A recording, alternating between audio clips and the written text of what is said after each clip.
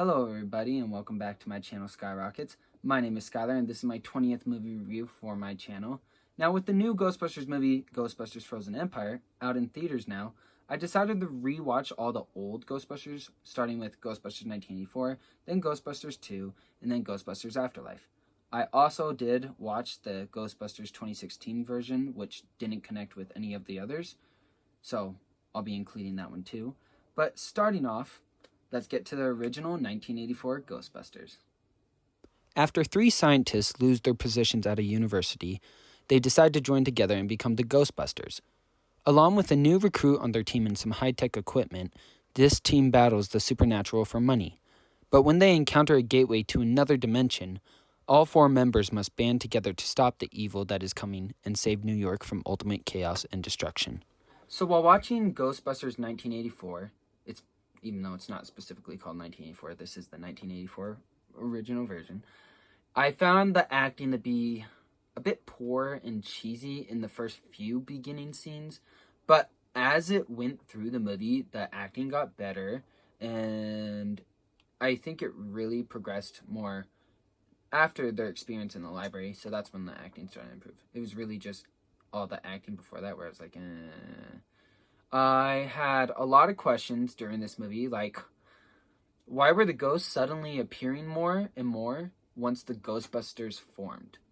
And so I did some research because I didn't hear this in the movie. I don't know if it even was in the movie, but I did some research to find out more, and I found out that Gozer was coming, so more ghosts began popping up, increasing the PKE level, and the encounter with the librarian ghost was just enough for Egon to obtain information where he could build the gear needed. Now, this was just a theory that I read. I don't know if this is actually why it occurred, but when they formed, there was like so much ghosts they were busting. It's like, okay, where were all these ghosts before, you know?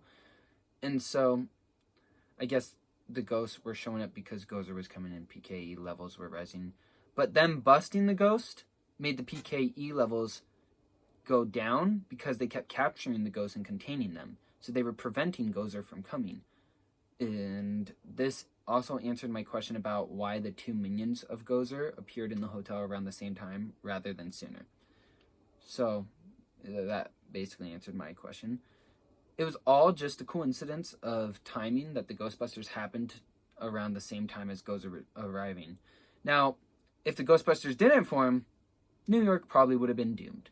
So, really, it was a coincidence. It's amazing how that works. So, yeah. The special effects, especially for 1984, were amazing. Especially, like, the dogs. The fog, Stay Puft Marshmallow, all the effects. It was the beam from the proton pack. That's what it is, proton pack. The beam from the proton pack was pretty cool. The ghosts were cool. Just the special effects were great.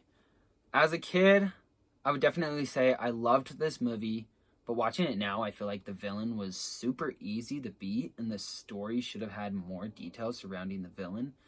I feel like it only briefly talked about the villain's arrival and background, but it wasn't like enough.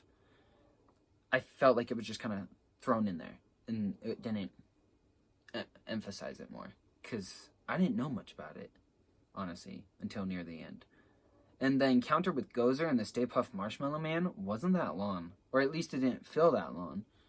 The acting in some parts could have been a bit better, and it sucks because of how much I used to love this movie, and seeing it now that I'm older, I have a different opinion.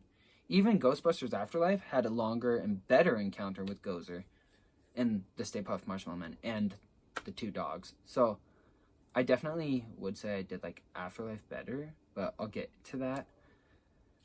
And I would say this was probably my second favorite Ghostbusters movie. I mean, it's just sad because I remembered it when I was younger and it was just better. But I don't know. Now I just feel different. But I still think it's a classic. I still loved it. But overall, I would give it a 7 out of 10 because it had great effects. It had a great original story, a great soundtrack. But even though the story was original, it was decently entertaining. And I felt like the villain wasn't super hyped or super strong, which is also kind of understandable because these guys just barely formed in this one. But I also feel like the acting could have been better as well. So mainly I just really liked it for the special effects and the unique story and the soundtrack, but disliked it due to the acting and the story not being as well as it could have been. Just more so surrounding the villain. Well, that's the end of my video. I hope you enjoyed it. If you did, please like and subscribe down below. And I will catch you with the next flick.